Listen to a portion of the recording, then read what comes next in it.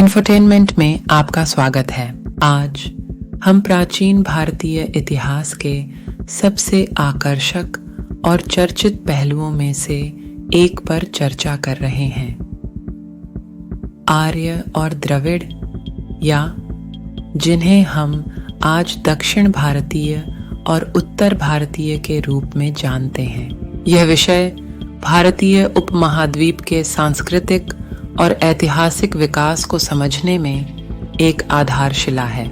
आर्यन शब्द संस्कृत शब्द आर्य से आया है, जिसका अर्थ है कुलीन। ऐतिहासिक रूप से माना जाता है कि आर्य इंडो यूरोपीय भाषी लोगों का एक समूह था जो 1500 ईसा पूर्व के आसपास भारतीय उपमहाद्वीप में चले आए थे। यह प्रवास सिद्धांत भाषाई, पुरातात्विक और पाठ्य साक्ष्य पर आधारित है। आर्य अपने साथ अपनी भाषा संस्कृत लेकर आए, जो कई आधुनिक भारतीय भाषाओं की जड़ है। द्रविड़ों का परिचय। दूसरी ओर द्रविड़ों को भारतीय उपमहाद्वीप का मूल निवासी माना जाता है, जिनकी जड़ें सिंधु घाटी सभ्यता से जुड़ी हैं, जो लगभग 2500 ईसा पूर्व में फली फूली थीं। द्रविड़ भाषाएं आज मुख्य रूप से दक्षिणी भारत में बोली जाती हैं, जिनमें तमिल, तेलुगु, कन्नड़ और मलयालम शामिल हैं। द्रविड़ों की संस्कृति समृद्ध थी, जिसमें उन्नत शहरी नियोजन, वास्तुकला और व्यापार नेटवर्क शामिल थे। सिंधु घाटी सभ्यता के हड़प्पा और मोहनजोदारो जैसे शहर उनकी सरलता के प्रमुख उदाहरण हैं। आर्यन की शारीरिक विशेषताएं प्राचीन ग्रंथों और बाद की व्याख्याओं से शारीरिक विवरण अक्सर आर्यों को हल्की त्वचा, तीखे चेहरे और लंबे कद के रूप में चित्रित करते हैं। इन विशेषताओं का अनुमान वैदिक भजनों और अन्य साहित्यिक स्रोतों से लगाया गया है।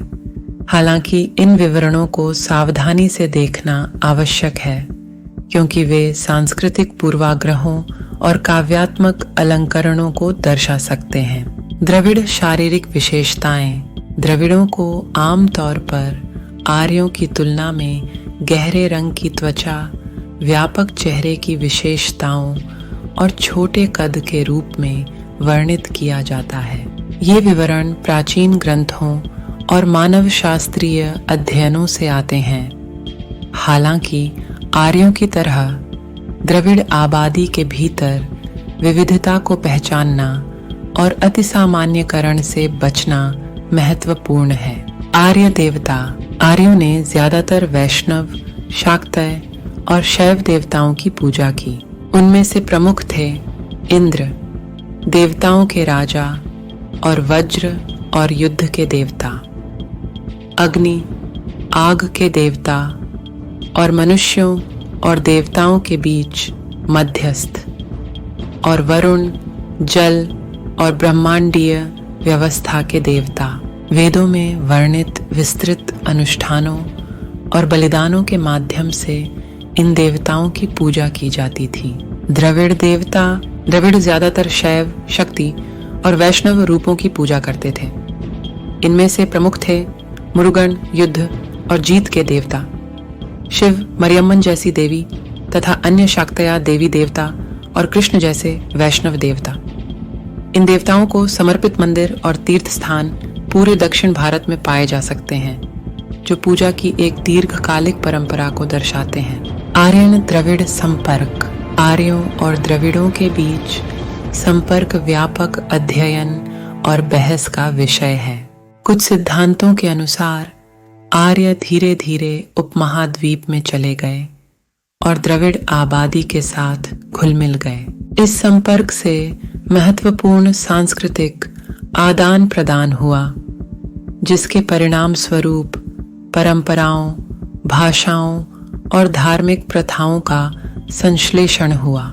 जबकि आर्यन प्रवास सिद्धांत संघर्ष और आत्मसात की अवधि का सुझाव देता है, यह पहचानना आवश्यक है कि यह संपर्क जटिल और बहुआयामी था। परिणामी सांस्कृतिक समामेलन ने भारत के सामाजिक, भाषाई और धार्मिक परिदृश्य को बहुत प्रभावित किया है। आधुनिक दृष्टिकोण और बहस। समकालीन समय में आर्यन द्रविड़ विभाजन अक्सर राजनीतिक और सामाजिक चर्चा का विषय रहा है। कुछ विद्वान आक्रमण सिद्धांत के खिलाफ तर्क देते हैं और अधिक क्रमिक और शांतिपूर्ण प्रवास का सुझाव देते हैं। अन्य आनुवंशिक अध्ययनों पर ध्यान केंद्रित करते हैं जो सहस्राब्दियों से पूर्वजों और प्रवासों के एक जटिल जाल को प्रकट करते हैं। इस विषय को खुले दिमाग और आलोचनात्मक दृष्टिकोण से देखना महत्वपूर्ण है, जिसमें भारत की विरासत की विविधता और समृद्धि को स्वीकार किया जाता है।